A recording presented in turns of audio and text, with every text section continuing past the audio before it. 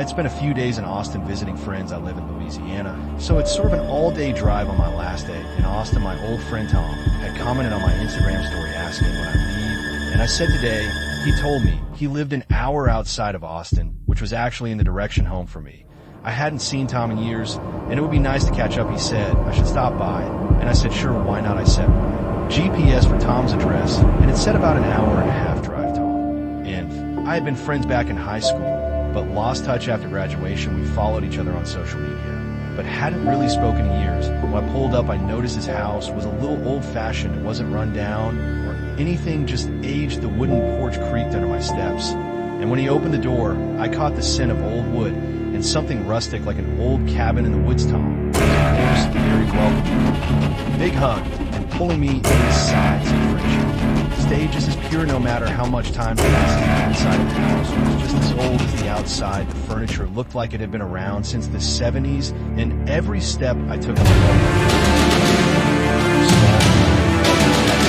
I guess it was kind of charming that I stepped back from the side.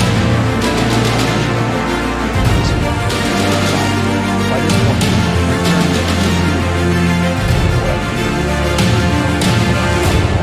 made the room feel smaller, cozier, but also heavier. Hours passed like minutes. Honestly, we were having such a good time catching up that eventually he dropped the question. I knew he'd ask, hey man, you got a long drive back. Why don't you crash here for the night? He offered. I hesitated, but he was right. I wasn't in any shape to be on the road. I said, yeah, good idea, and asked if I'd take the couch. We're on, and then he said, nah, I got a spare room. It's nothing fancy, but it's better than the couch that was good enough for me. We ate some Chinese food that we had delivered, and after a while he led me down a short hallway to the spare bedroom. I didn't pay much attention to the inside of the room because I was hammered. We both were, but I remember the air in the room was still like the room hadn't been used in a long time. I barely had time to register my surroundings before I collapsed onto the bed, completely exhausted and drunk. Sometime in the middle of the night, I woke up. My mouth was dry, my head was spinning, and the room was dark except for a little bit of moonlight sneaking in through the blinds. That's when I saw it in the far corner of the room on the closet door. There was something hanging. At first, it looked like a long black trench coat on a coat rack, but as my eyes adjusted, the shape of it felt wrong. It had a broad upper portion, almost like shoulders. In the drink turned into 2, 2, and a 3, and before I knew it, I was pretty drunk. The warmth of the alcohol made the room feel smaller, cozier, but also heavier. Hours passed like minutes. Honestly, we were having such a good time catching up that eventually he dropped the question. I knew he'd ask, hey man, you got a long drive back. Why don't you crash? I wasn't. He said, yeah, good idea. And asked if I could. And then he said, now I got to screw.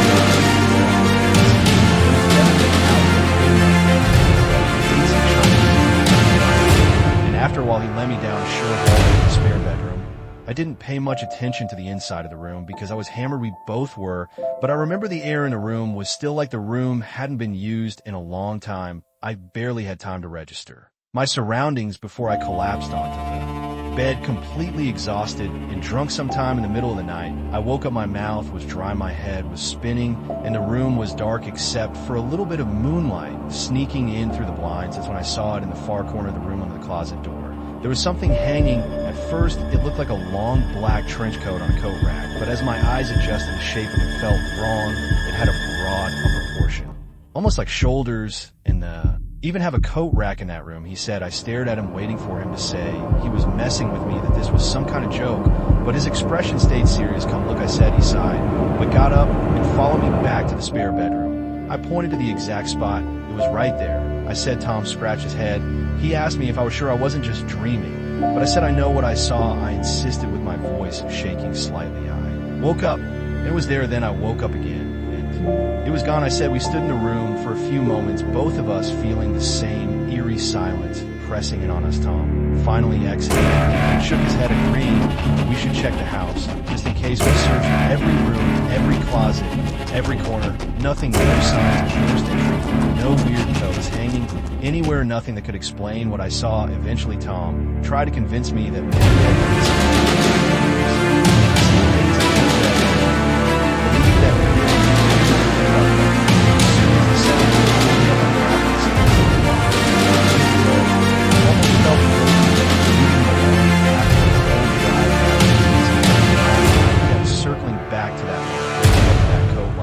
figure staring at me from the corner, the way it was just gone in the morning. Maybe Tom played a cruel prank on me. But to this day, he's never admitted to anything, so I doubt that, or maybe just maybe.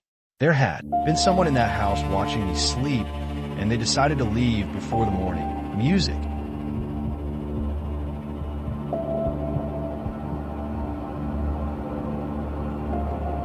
This happened to me when I was 18 years old. I was on a trip with my parents, and a friend of mine, whom we can call Anna. This story takes place in Sweden when we were on a road trip. My parents, Anna, and I were going on a domestic trip, and we had an 8-hour drive from home. The plan was to visit a theme park and stay at a campsite, but we hadn't booked one. The day came, and we arrived in the city where the theme park was located, but we planned to visit the next day. So we needed a place to sleep. Since we had brought tents in our car, my dad searched online for a nearby campsite. He found one that seemed good and close by. So what he called the campsite, I said, unfortunately, that day coincided with a big soccer tournament, and the campsite was fully booked since we hadn't reserved a spot in advance. There was no space left for us, my dad called around, but we couldn't find any campsites that were reasonably priced. And near the theme park, our only option was to find a camping spot in nature. We set the GPS to the nearest parking area, forced to avoid parking fines. Eventually, we found a spot in a nature reserve.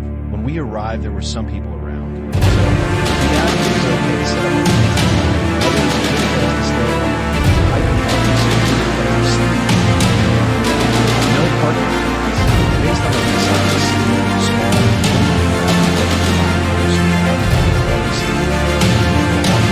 it was a beach. At first, we considered setting up our tents on the beach, but something told me it would be better to camp in the parking lot. As we got out of the car to set up our shelter for the night, I noticed a lone car parked further away in the lot.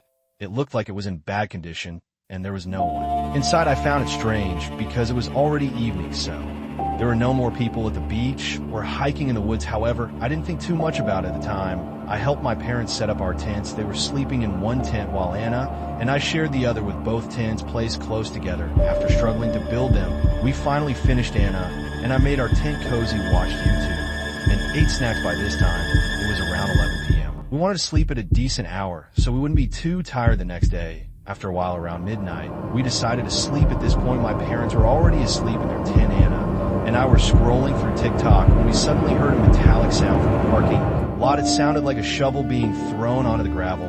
We both jumped in fear and asked each other what it could be. Too scared to peek out of the tent window, we chose to stay silent and listen. The sound had come from the same direction as the abandoned car. We then heard what I assumed was a shovel being thrown into the car's trunk, followed by the trunk slamming shut. We sat in silence, our hearts pounding. Then we heard the car speed off, as if someone were trying to get away.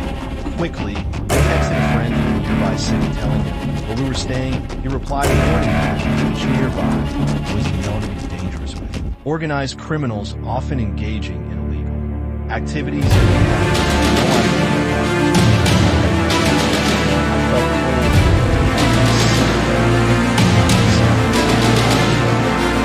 I started out of nowhere. Absolutely horrified, I immediately texted my mom, telling her we just heard a loud scream. When she didn't respond, I called her phone to wake her up. She finally answered and said neither she nor my dad heard anything. She reassured me that it was probably nothing serious, but at that moment I couldn't think of any normal reason for someone to scream like that. Anna and I crawled onto the blankets, terrified, not knowing what was happening. Every minute felt like an hour. Even though it was midnight, we were too scared to sleep. Suddenly, everything became eerily silent. Then my blood ran cold. I heard footsteps. Someone was walking around our tents, moving stealthily. Anna and I sat up, frozen in fear. I put my phone down so that its light wouldn't illuminate the tent. My heart was racing, and I could hear my own pulse. There was no logical reason for anyone to be walking around our tents in the middle of the forest at this hour. The footsteps moved around our tent first, then toward my parents' tent, and then circled around our car, which was parked nearby. The person stopped and seemed to be looking at our tents. For a moment, there was complete silence. Then I heard the same car from earlier returning. Its headlights lit up our tents and Anna, and I quickly lay down to avoid being seen. I gathered the courage to peek through the small tent window. I saw the car door slam shut before it sped off again. I felt for a brief moment of relief when the person left from my vantage point. I could see the road he had driven down 5 minutes later. I saw another car approaching fast. It was a police car, racing in the same direction. Other cars. Nothing else happened after that. So we decided to sit in the hot car. We could watch it.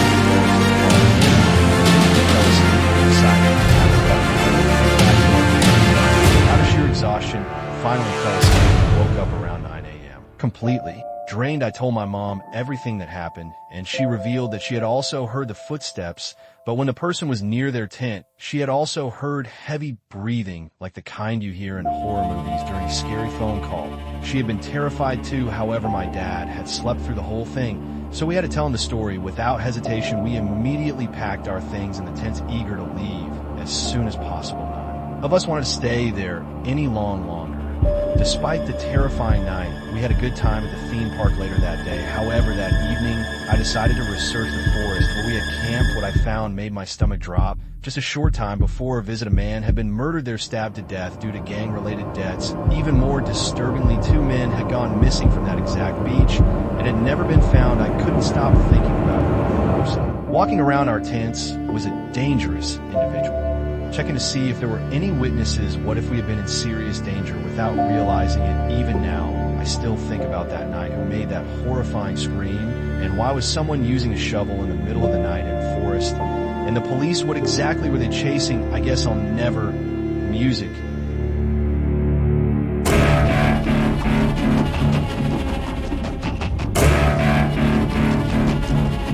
No, this is a story that still haunts me when I think about it, even though I was so young when it happened. 6 is around the age where a lot of my childhood memories started to have one scene.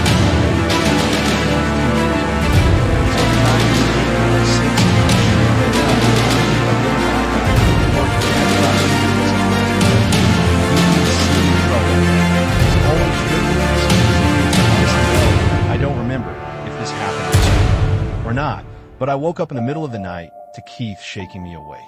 Keith and I shared a big bedroom upstairs in the house. My parents' room was on the first floor of the house. I was confused why Keith was waking me up until he told me in a whisper to be quiet and listen, and I did listen, and I heard what he was talking about. It was our mom's voice calling for us downstairs, but it was in a very quiet whisper type of voice. I was going to get up to go answer her mom, but my brother told me not to. He said that he didn't think it was mom. I told him to stop trying to scare me. I remember being so mad at him. He told me to go closer and listen, so I got up and went toward the bedroom door. Right outside of our bedroom door was the little hall that led to the bathroom and another bedroom that our grandma would sleep in. Whenever she'd sleep, over directly to the right when you leave our bedroom was the stairway downstairs, which had a door. As well, I put my ear up on the bedroom door and I heard the voice clear. It sounded like our mom's voice calling her. Name's Keith Mikey. I said to Keith, that's mom. And he said, no, it's not. Somehow, as a 6-year-old, and as the little brother, I found myself being the one confident enough to open our bedroom door and then listen through the stairway door. But now the voice stopped. I whispered to Keith that mom walked away. And again, he said, that's not mom. I kept telling him to shut up and that he was scaring me. I unlocked the stairway door and slowly pulled it open to her, making noise. And when the door was open, just enough, I peered through the opening at the bottom of the stairs. Was clear as day, the silhouette of the person. By the way, she said,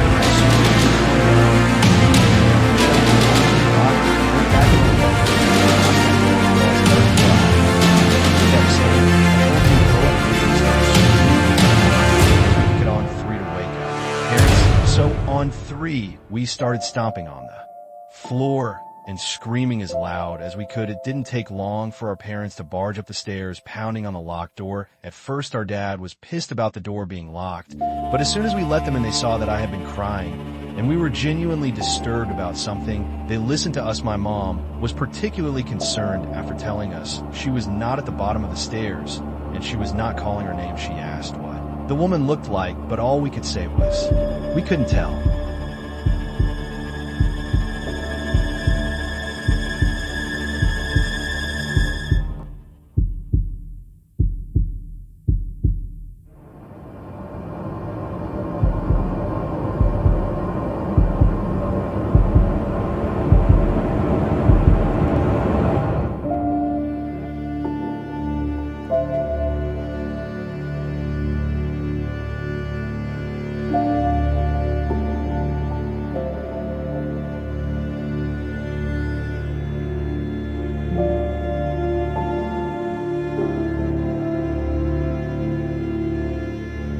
Meanwhile, I remember our dad went downstairs to, I guess, look around for him, and after a bit, our mom kissed us goodnight. And I'm pretty sure she told us to lie down. At first, I was the one to catch on. But it seemed as if our parents knew exactly who it could have been Keith, and I looked out the window when we heard the doorbell after a while. We saw a police car outside. We wanted to stay, but I begged our parents to help us. What happened, but our parents were always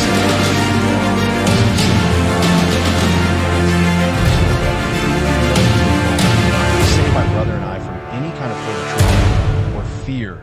They just never told us, because the last time I saw my parents for dinner, I asked them about it, and they still shrugged it off as some random intruder, but that never explained how that woman knew our names. Music, personally, I think they did know who it was, and to save my brother and I from any kind of further trauma or fear, they just never told us, because the last time I saw my parents for dinner, I asked them about it, and they still shrugged it off as some random intruder, but that never explained how that woman knew our names. Music, this happened when I was 16, I was still.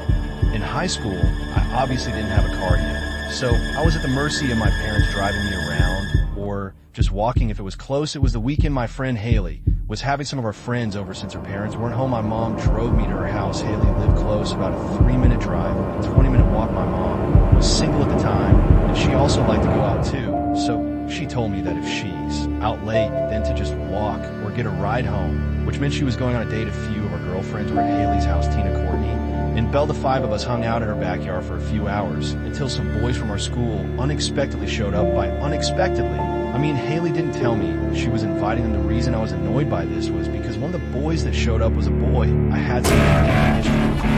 Didn't really want to see Haley. Thought she was being cute and sneaky by inviting him there against my knowledge, because she for some reason wanted him, and I had to work things out. It was just an awkward mess. There were 4 boys and 5 girls, including me. So I just decided I wasn't. So after a while, I left it. Sure, after I left it.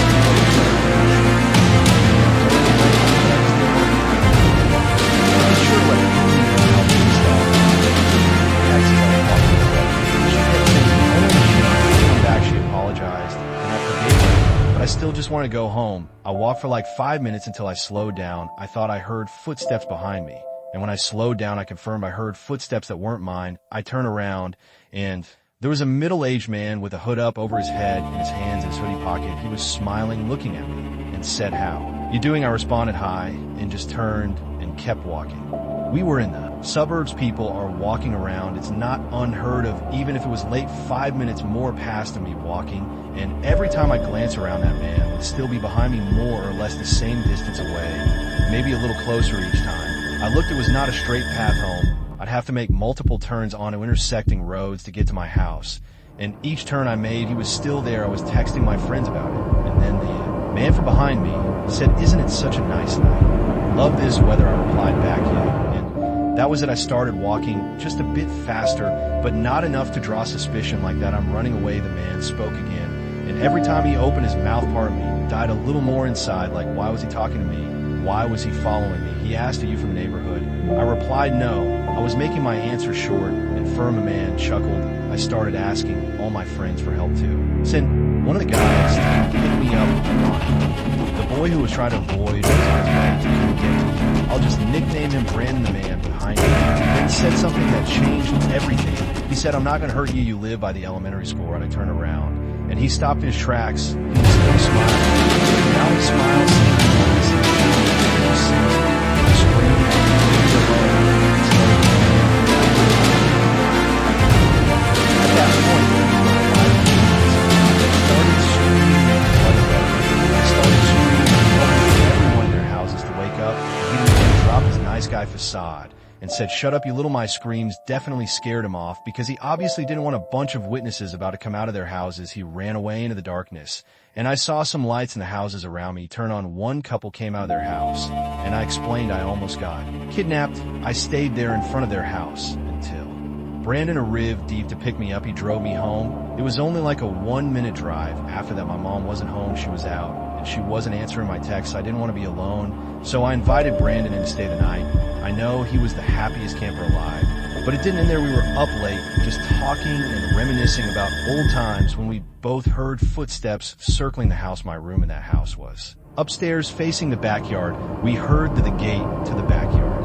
Opening, my mom would never enter through the backyard. So, something was off. I held back from yelling out Mom. And instead, Brandon and I just looked out the window, watching. We didn't hear any more sounds. We were expecting to see someone walking around the yard, but instead we both heard a man's voice say, "I see you up there." I let out a very audible gasp, and I stepped away from the window. Brandon yelled out something along the lines of, "We're calling the cops."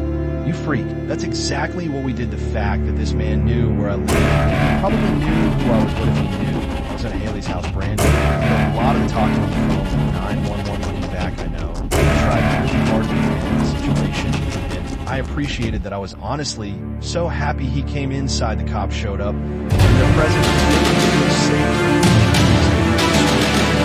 Man, made me feel better. Got home securely.